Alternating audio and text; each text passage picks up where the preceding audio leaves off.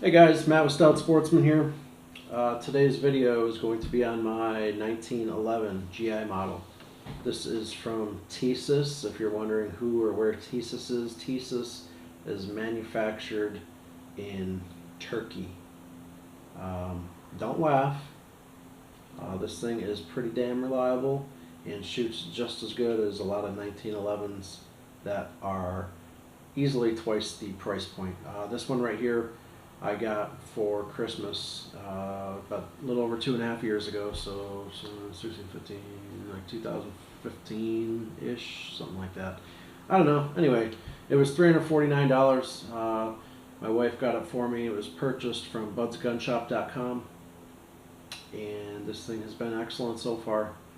Within the first like 3 or 4 mags, I might have had like one misfeed. But ever since, this thing has been pretty solid, and just runs, cycles, pretty much eats anything you put in it, whether it's Full Metal Jacket, hollow points, whatever. 500 or 600 rounds through it at least right at this point, and the trigger is trigger's getting better. The trigger had left a lot to be desired when I first got it. The first couple hundred rounds were pretty brutal. But it's smoothing out quite a bit, and probably by the time I get to 1,000, 1,500 rounds, this thing's going to shoot really nice. $349. It is a great entry-level 1911 if you're just looking to get into something cheap. I'm not exactly sure if Bud still has these or has them on sale, but if they do, it's probably one of the best, cheapest, if that even makes sense, 1911s. I've shot in a bunch of Colts, I've shot in Remingtons, I've shot in a handful of Kimbers, and a couple other 1911s. And this shoots just, pretty much same. It's pretty tight. The tolerances, everything's pretty darn tight. So it's not like a sloppy Glock or anything like that where the tolerances are a little loose and it just runs and runs and runs. No, it's pretty tight, but it's not so tight that it doesn't cycle. But great gun. Sorry I didn't show you guys that. Didn't show you guys that it was clear, but magwell's empty, chamber's empty, mag's empty for you safety Nazis. Yep, not bad. Came with the cheap GI sights. What I did, I took some white pearl nail polish and a little dab on each side of the rear sights, and then a bigger dab on the front sight, just to help be able to pick up the sights a little bit easier. But I'm gonna tear this thing down for you. I don't know if I'm gonna put it back together for you on camera, because putting this back together for me is a lot harder than it is to take it apart. That's just me, because I don't take this apart that often. I don't strip it down because I don't shoot it a whole lot. But I'm going to at least tear it down for you. But pretty much what we got here, just take this, behind this little cap thing is the spring. So we're going to depress this, and then the barrel nut on the end, we are going to turn that to the side. That would be to my right side of the pistol. So you have a cap, spring, that's coming out, and then the barrel nut that we turn to the right. And we're actually going to turn it back to the other side, and then it just slides out like that. Okay, and then on the right side of the pistol there's this little dimple. That dimple is actually a pin for this side, but before we pop it out, there are 2 detents on the left side of the slide. The bigger one in the front is the slide lock, the one in the back we have to line up to pop this clip out, just like that. Okay, now the slide should just pull forward off the front frame of the pistol. Is it going to do it? Yes, it is. Nice. So you have the body of the pistol here. You have this little guy. This holds the other end of the spring. So when the spring gets inserted in, it's going to slide in just like that. And then we have the barrel. Unlike the polymer pistols, the Glocks and the M&Ps and all that, and the XDs from Springfield, barrel pulls out right out of the muzzle end, just like that.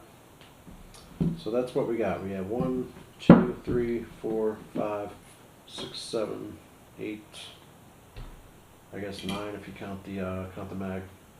So 3, 4, yeah, 9. 9 counting the mag, so that's what it strips down to.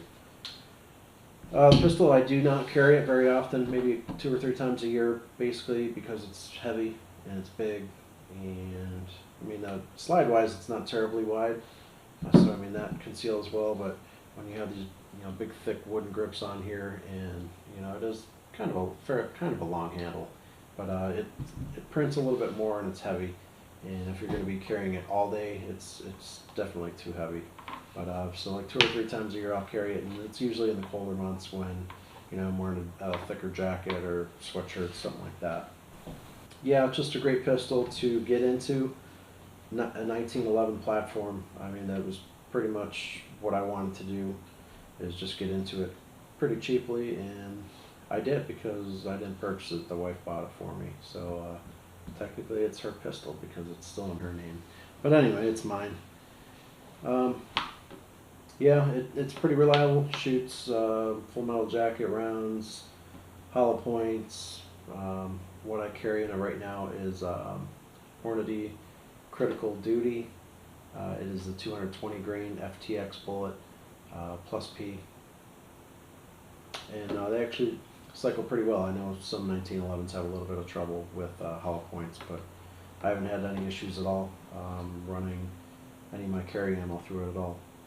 But it's also a very accurate pistol. I was at camp like 2-3 weekends ago, and they have a bunch of gongs set up. They're like 12 to 14-inch gongs, something like that. And there's enough room to get back about 80-85 yards or so. And I was actually able to hit the gong on a fairly consistent basis. So out of an 8-round mag, I probably hit it 5 or 6 times. And actually, I was actually able to do that with my carry pistol as well, my M&P 40 compact. I was able to hit probably every other round on the gong at that range too, which is pretty good, I think.